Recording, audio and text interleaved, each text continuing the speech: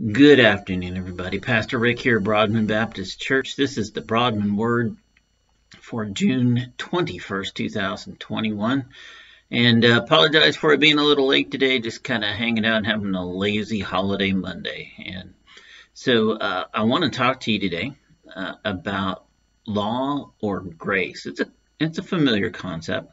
And this comes out of the devotional I'm in this year, Radical Wisdom. And so the concept is how we respond to the issues of life. And that's either going to make us bitter or better, according to the author of this particular section. I'm going to add, this is the Pastor Rick portion of the lesson. I'm going to add it's going to either divide or reconcile, because, we've been talking about that for a very long time. If you go a little bit deeper into this, if you're a law person, then you may be not doing the kind of reconciliation that you could be doing. And in fact, you may be dividing. And if you're a grace person, then you've got a shot at having a more peaceful, fulfilled life. But more importantly, you're more apt to carry out the ministry of reconciliation that we've been left with. So, a little deeper look into this. Law people use the word should a lot.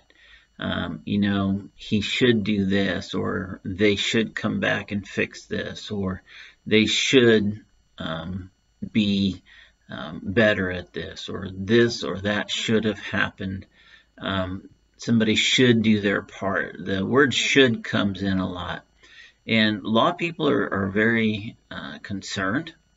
And they're the folks who've put themselves in charge of deciding what is fair, the way things, how the way things should be, how people should act.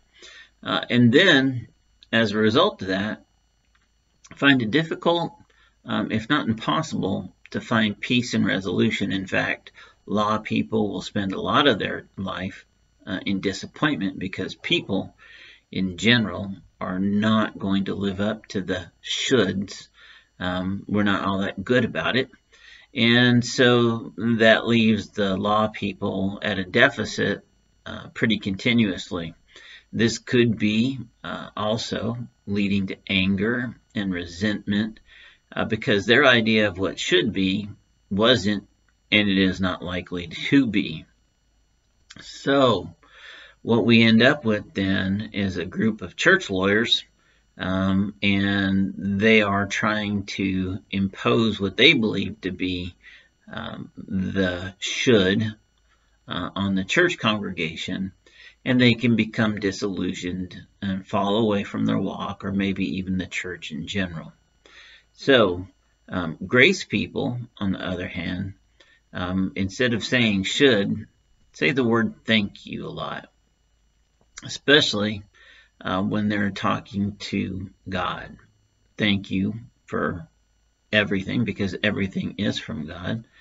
And they have, grace people, an understanding of the immeasurability of God's love for them and everybody else, and that He is a trustworthy entity, deity, and so that they can relax in the knowledge of His provision, His grace, and His salvation, so that there's not quite so much to worry about.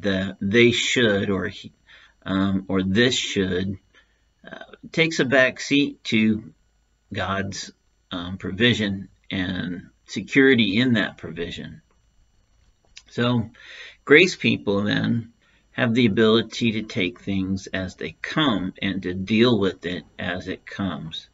Grace people give grace because they've been given grace, and they know that the grace they've been given was not intended specifically for them.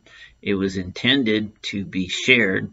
The vertical blessings, right, that we get are intended to go out horizontally. That is the purpose of God blessing any individual, is that so through that blessing many can be blessed. If you're with us on Wednesdays, we've been doing Horizontal Jesus with Dr. Tony Evans, and that is one of the core concepts, that we have not been blessed individually simply for our own blessings and to keep it. We have been blessed, and through the grace-mindedness that we have, we take those blessings and send them out to others. So, grace people then don't have to presume what should be. They know what should be, and they're at peace with it. They're grateful for what is because they know it's from God, and they find a way to be thankful for everything, no matter what they might be going through. In this, they don't have the anger, resentment, disappointment, disillusion, or falling away from God or even the church. They have a full heart, a full life, and they have peace in God because they don't have the they shoulds. So, taking this a step further, we have the potential to add peace, love, and grace and compassion to every person that we meet. A simple greeting, a smile, now that we don't have the masks on anymore. Kind eyes. Never should you have a scowl on your face when you're out and about. You're a beloved child of God. What do you have to be scowling about? I promise you, whatever's going on in your day is not important enough to let somebody else see you, a child of God, that kind of upset. So we have the ability, and no matter what's going on in our lives, if we are in fact grace people, to show that at all times to all people, whether you know them or not. Even the most simple hello, smile, how you doing to the random person you're passing in the home store or the grocery store, whatever it might be. And particularly if they're wearing a name badge, you now have the ability to give them a very personal greeting. And since you're an ambassador of God, you are a herald of the gospel of Jesus Christ and commanded to show the love of Christ. That individual, whether they know it or not, gets a personal greeting from Jesus Christ through you. What an amazing tool. Why would you not use that? Why would you replace that with any sort of upset, dissent, or anything else that comes from a day filled with things that you thought didn't meet your should level of statement? So we're taking up God's job when we battle with bitter people, and we shouldn't do that. We should instead just simply be at peace, knowing who we are and what we are and why, and then just show it and let God do his thing after that. If we can't show everybody the love of Jesus, maybe we can at least just be quiet about it and stop with the they shoulds or any sort of measurement of the world or our ideas from law, and replace that with grace. Let me read you something from Galatians. We'll close today with that. So here we go. But the fruit of the Spirit is love, joy, peace, forbearance, kindness, goodness, faithfulness, gentleness, and self-control. Against such things there is no law. That's Galatians 5:22 and 23.